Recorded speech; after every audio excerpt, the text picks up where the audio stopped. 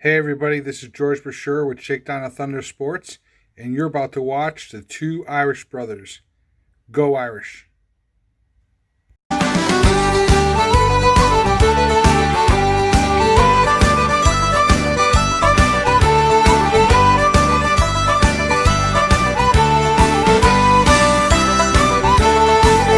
How's it going, everyone? I am ND Sean 45, And I'm Irish Benjamin 87. and together we are the two Irish brothers. And the first thing I gotta say is this: yes, yes, yes, yes!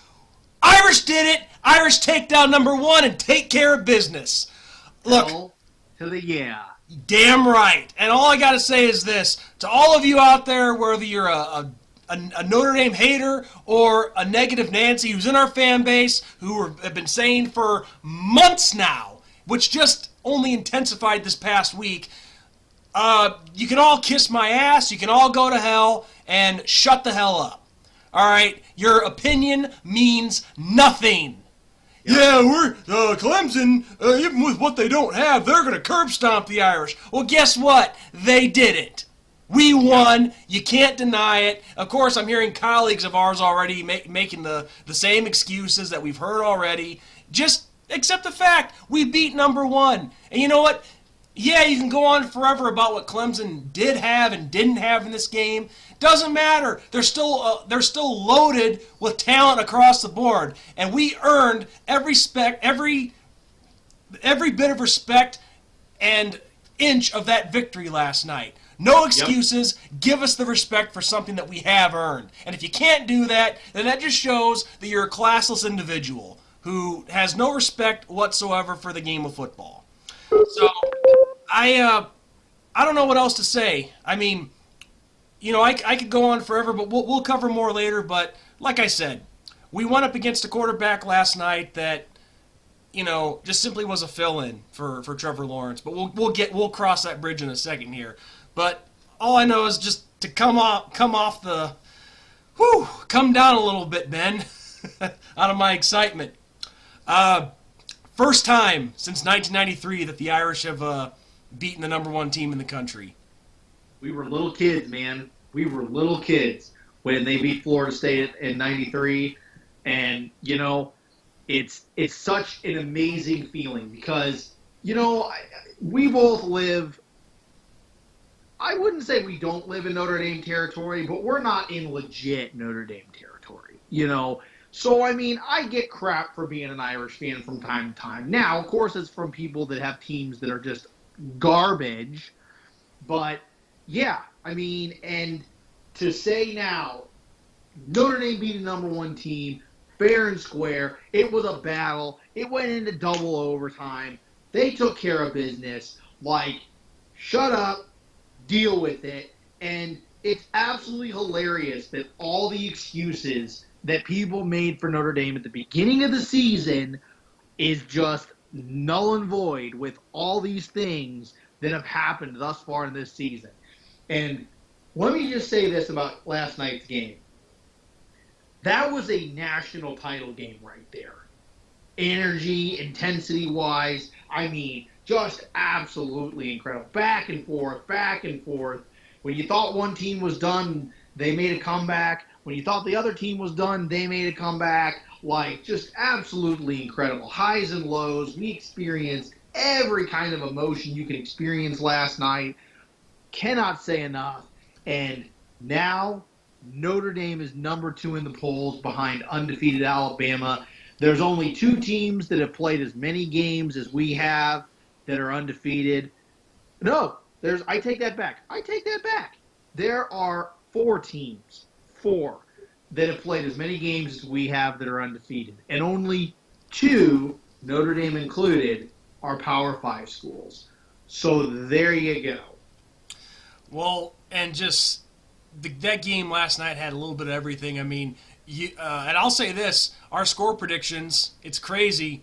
I said 35-28, you said 28-21, but it's our good friend and colleague from Shakedown the Thunder Sports, George Brasher. He gave the final score prediction of 42-40, and he was the most accurate. Yeah. Granted, there were 2 overtimes to get it there, but yeah. He called it. He called it. So, George, my hats off to you for that. Being perfect. Yeah. Um, but let's just get right to this game. I mean, Irish set the tone early. Kyron Williams, I'm sorry, has the 65-yard touchdown run on the second play of the game. And at that point, I'm thinking, man, we're in the driver's seat. And through that whole first quarter, it was pretty much dominance by our part. I mean, we could go up 10-0. We're in control. Even through the whole first half, we're in control of this game. But, of course, this is where the turns start to come in. And I'm not going to focus a lot on the negatives here, because what's the point? But they do have to be somewhat addressed, though. Second half comes in, and we just seem to give the momentum back, which has kind of been a frustrating trend that I've noticed with this team in recent years in a game like this. Yeah. Oh yeah. It's and justifiably so. You got to give Clemson a little credit. I mean, they were the number one team for a reason. I mean, and they made their adjustments. They righted the ship in that second half, and I mean, they gave Notre Dame everything they got. But yeah, Notre Dame continuously has their foot on somebody's throats, and they take it off. And at least it was a team like Clemson and not a team like Louisville. So there's that. But yes, very, very, very frustrating. And to continue with the frustrations of the game, the stupid mistakes and penalties. Michael Mayer jumping off sides when it was like 4th and 1, 4th and 2, and they made it 10-0 because Notre Dame ended up settling for a field goal as opposed to the 7 points that they probably would have gotten. That kind of stuff can't happen. And that's why it went into double overtime as opposed to just being decided in regulation. Well, and of course you have, and you and our friend George Bashura, I was texting with both of you guys last night during the game, and you guys saw my frustration. You probably had doubts in my faith in this team, but hey, I get upset like everybody else. I'm human. But, in addition to that, you have Ian Book. He fumbles as he's going into the end zone for the go-ahead touchdown, which that happens. I get it. We've seen it before. It just was bad timing. But even Ian would tell you that he has to protect that ball a lot better in a situation like that. But not just on the team itself, but up in the coaching box too. I felt Tommy Rees's play calling at times took a little bit of a step backwards because there was a lot of questionable play calls that I just didn't get. Yeah, and you know what though, if it makes you feel any better, Sean, like with you saying like doubting the faith or whatever. I'm going to have to go to confession after this game because of all the expletives that I said in this game. So don't feel too bad about being frustrated because, the wife went to bed, because the game went so late into the night. And I think she was ready to kill me by the end of the game because of all me yelling at the TV and stuff. But yeah, back to Tommy Rees. Yeah, I noticed that it was like every first down, Notre Dame ran the ball.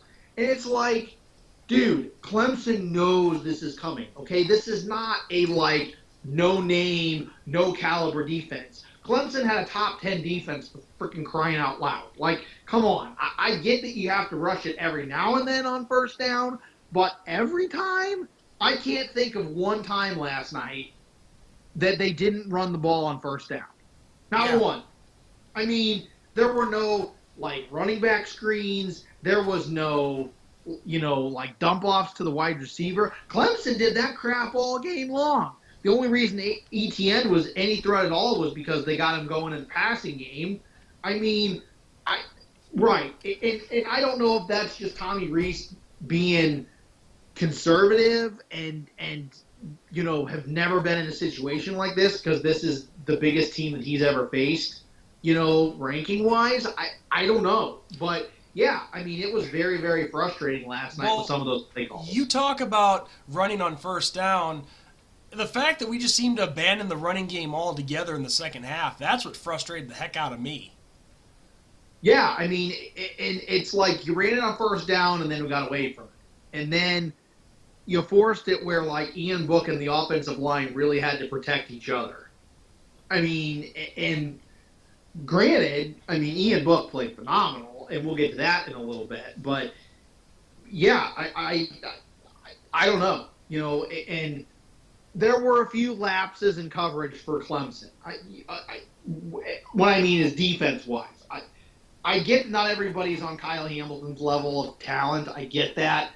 But there were two passes in particular that I can recall last night where it's like, what are you doing? Where are you at? Like, really? You leave that receiver and you give DJ the ball. Do you really think that wasn't going to happen? Like, what are we doing here? Well, and also not just the secondary, but a lot on the line, the linebackers, and the secondary. Too many missed tackles. Way too many missed tackles. Very uncharacteristic, yes. Yes. There were too many missed tackles. And Clemson's shifty. I mean, they made some dang good moves, man. I mean, and I'll give them credit there too. But, yeah, Notre Dame's defense is top 10. And, I mean, like we said in our preview, it was fire meets steel. And, it didn't disappoint because both those offense and defense, they went to war last night. That was a dead-on prediction right there. But listen, we're not being negative here. All I'm pointing this out for is just to show that, hey, we got to keep ourselves grounded here. This was a big game last night, but the season's not over.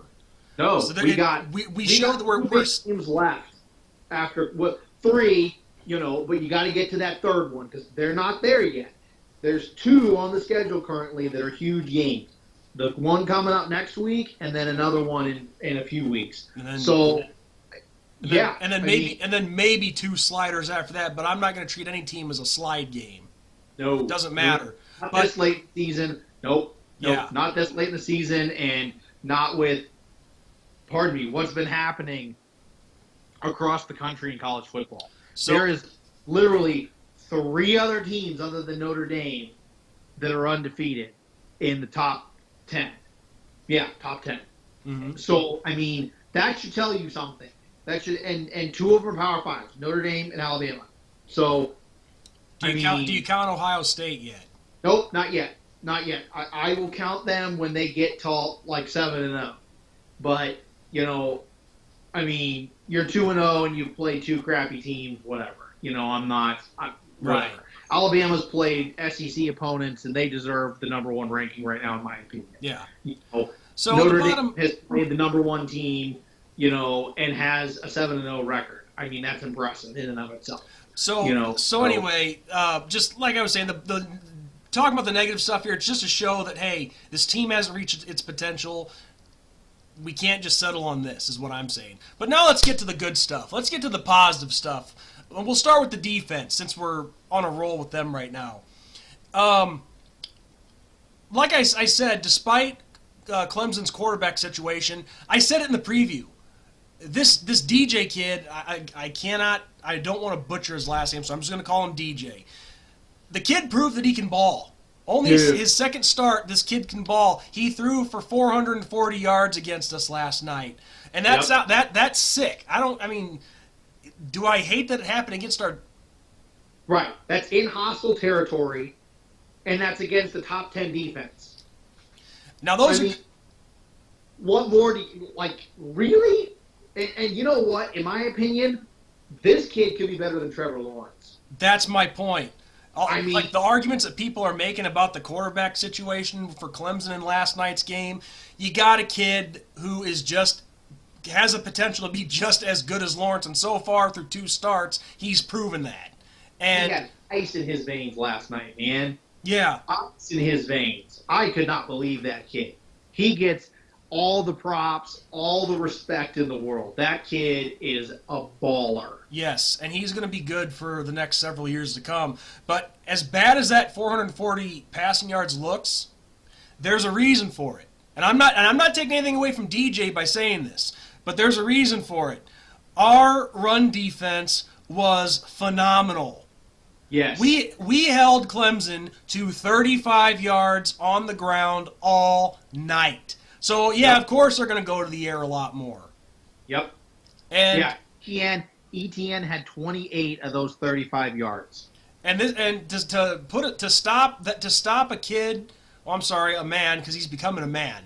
To stop this young man who now leads the ACC record books in rushing to 28 yards for the whole game. That says a lot about our run defense. And the They only did reason he phenomenal. was relevant last night was because of the passing game. Yeah, let me look. Let me see what he did in the passing game. I mean, of course, you got all the receivers: Cornell Powell, Amari Rogers, Braden Galloway. I mean, Travis Etienne, 8 receptions for 57 yards, which even for him, that's containing him phenomenally. Yeah, yeah. I mean, the guy that really broke out was Powell, 161 yards through the air. I mean, and like we said, DJ, that kid played as good as Trevor Lawrence would have played, in my opinion. I mean, the only difference between him and Trevor Lawrence is age. I mean, honestly, and to say that kid threw for over 400 yards on a top 10 defense in prime time in a hostile environment is saying something. And you know what, though, I did like? And this is something that I wanted to bring up in this video. I felt like Notre Dame Stadium was extremely hostile last night because we didn't have the Fairweather fans in that stadium. Yeah. I mean, it was pretty darn loud for only having like 12,000 people. Capacity. Huh? For only 12,000 people, that was loud. Granted, they probably had some sound effects on the speaker, but you could hear the people too. Yeah, and that's how it should be. That is how that should be. It should be as hostile as going into like Death Valley and Tuscaloosa and all those places. That's how it should be. So I hope these Fairweather fans that come and go, that sell their tickets, that were the reason that we had red during the Nebraska game and during the Georgia game, I hope they realize that this is how it really should be. I really do. You're stealing my lines, Ben. The people would be expecting me to say that. There's a reason that we're co-hosts here. Yes, that's true. That's true. But yeah, back to the actual matter of Clemson. Yeah, I mean, Notre Dame defense, bend but don't break defense, and it showed up again last night. And how about that interception, if you want to call it that, for a touchdown? When who was Jeremiah Owusu-Koramoah? Yeah, it was technically ruled a fumble. I mean, that was incredible, absolutely incredible. I couldn't believe that. Yeah, that was just. I think that was the key play of the game right there. Probably, I think. That and the Williams touchdown to begin the game. I mean, those two huge momentum. And since you brought it up, let's talk about the numbers here. I mean, Kyren Williams, Kyren Williams. I keep wanting to call him Kieran. I apologize for that, people. But Kyren Williams, these numbers against the top team in the nation: 23 carries, 140 yards for 3 touchdowns. I think, it's a toss-up between him and Ian Book, because Ian Book, I mean, if you want my opinion, maybe his numbers aren't the sexiest here, but this was hands down the best managed game I've seen him play. Well, he threw for 310 yards. 310 yards, 1 touchdown, and he did contribute with 64 yards on the ground too. But he went 22 for 39. But see, the other thing that I think a lot of people don't really realize with all that is the fact that there were a lot of throws that he threw away. That's true. There was a lot of I'm going to get rid of the ball. I'm not taking the sack, all of that. And I would rather see a bunch of incompletions when it's that than taking a 10-yard sack. Because guess what? That killed Clemson in double OT, man, taking those sacks that DJ took. So that's what you can get if you're taking those sacks. So I'll take incompletions all day long when it comes. That's what I said in my some of my thoughts in our preview. Is I wanted to see Ian Book throw the ball away if it wasn't there, and he did that.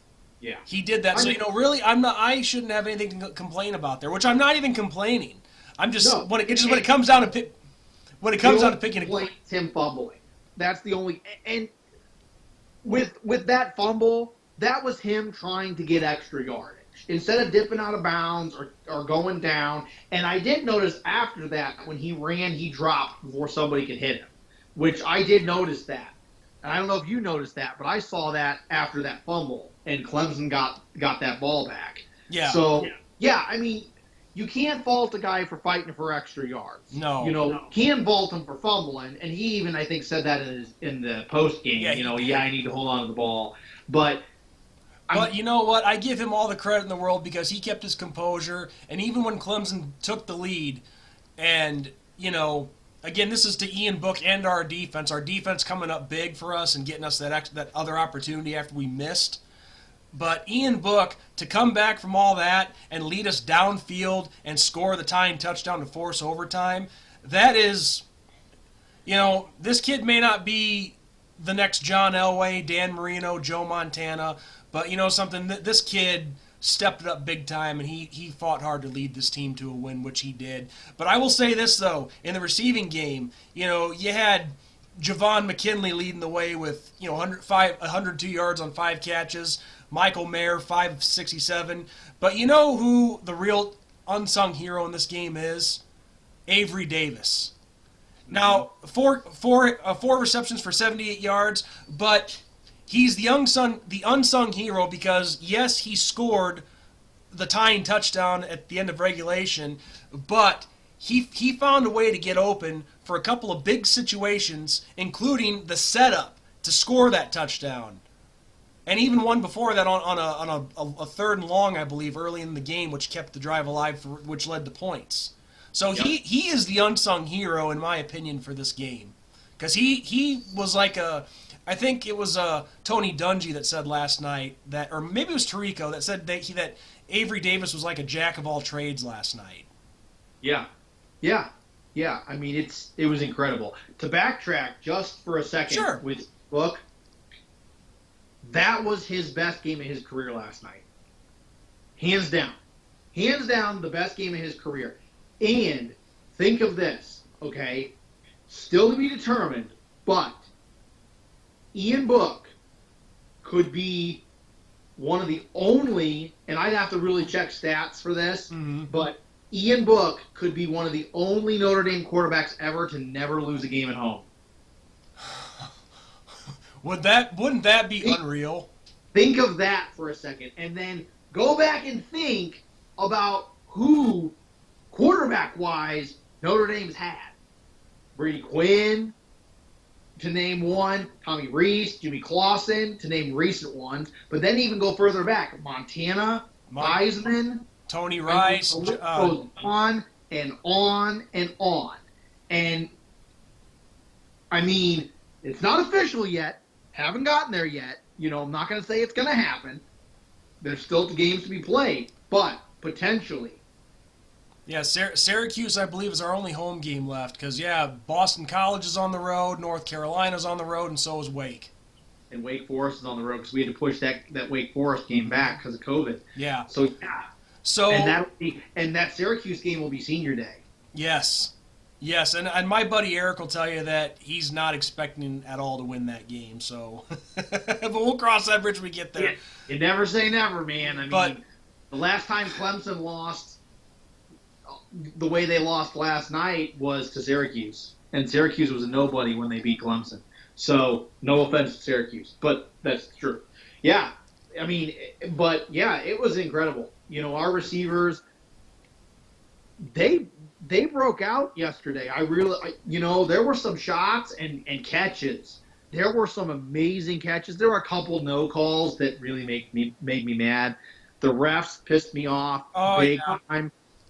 For everybody that's watching this video, I'm going to die on this hill tonight. For everybody watching this video, there is a app called Rate the Refs. Go on there and rate the refs for last night's game. Because that was piss poor officiating, in my opinion. Absolutely ridiculous. Well, first off, their calls for pass interference, or lack thereof, I should say, downright terrible. They pick up the flag. They pick up the flag on that one that was clearly pass interference on Clemson, but they pick it up. Why, I don't know. But they'll call the bullcrap one on us when guys not even. Completeness play of the game. cleanest pass breakup in of the game last night, and they call it pass interference.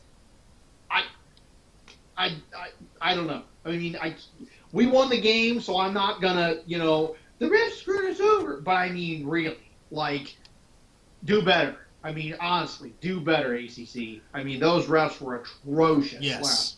But I will say this, though. Back to good vibes. Back to good vibes. The bottom line is, I mean, championship teams, as we've said, this has been a motto of ours lately. They find a way to win the game. We did that last night. It took 2 overtimes to get it done, but we did it. And we overcame the adversity. We overcame the mistakes. And Tommy Rees, in particular, he didn't quit after the mistakes. So all these guys, after what said mistakes they made, they overcame it. They won this game. We beat a very talented #1 Clemson team last night. And again, like I said at the start of the video, nobody is going to take away or try to delegitimize that game, that win last night, because we earned every bit of it. And if you can't give us respect, then that just shows your lack of character as a football fan. Yep. And let's continue with the good vibes. So Kyron Williams jumped up to 740 yards on the season and 10 touchdowns last night. Maybe it's a little early, but do you put him in the Heisman race? I mean, and see, here's the other thing, okay? Everybody that's quote-unquote in front of Kyron Williams has an extra week so far because Notre Dame had to pause because of COVID. So Kyron Williams last night coming into the game only had, I think, 4 or 5 yards less rushing than ETN, and ETN had 1 extra game than Kyron Williams did. And ETN's numbers are going to take a hit because he only got 28 yards last night on the ground. So I mean, so yeah, that your prediction at the start of the year, Ben, when you said that Kyron Williams was going to be that breakout star, you are right on the money. He's done that, and St. Louis produces good running backs. Look at Zeke. Yeah, he did come out of St. Louis, didn't he? Yep. I mean, he played for Ohio State, but yeah, he came out of St. Louis. St. Louis, something in the water, man. It's gotta be. Hey, the water's #1 in the country for a reason in St. Louis. That's awesome. But all I know is I could talk about this game forever and go in circles talking about everything, but I think we've covered just about everything we've had to cover here. And it just special night for us last night. We beat the #1 team in the country for the first time since '93, and you and I, Ben, are now both old enough to savor the flavor on this one. To say that we've seen Notre Dame beat a #1 team officially. Yep. It's just when you're a little kid, you're not exactly into sports yet. You're not really at the point where you're taking it serious and you don't care enough, and you don't really savor the flavor or realize what's going on. Now we can do that. About candy and popsicles and stuff than Notre Dame scoring a touchdown to win a game or something. Yeah. Yeah, exactly. Yeah. Exactly. But it was a great night last night, one that I'll always remember until the day I die or until the day I get Alzheimer's or something. Yeah. But just awesome night all around, and nobody from the outside can ruin that for us. Nope. And there's only one team ahead of us now, and that's Alabama. So we got it. But the mountain has not been climbed yet. We have some more. We got a big game coming up this week. But we will cover this video. Well, we got a big matchup coming. Yes, we'll save that for the next video. But Ben, do you have anything else you'd like to add? I got nothing. All right. Well, on that note, I just would like to say again, haters, go screw yourselves. And on that note, I am ND Sean 45. I'm Irish Benjamin 57. And as always, we say God bless, good night, go Irish. Go Irish!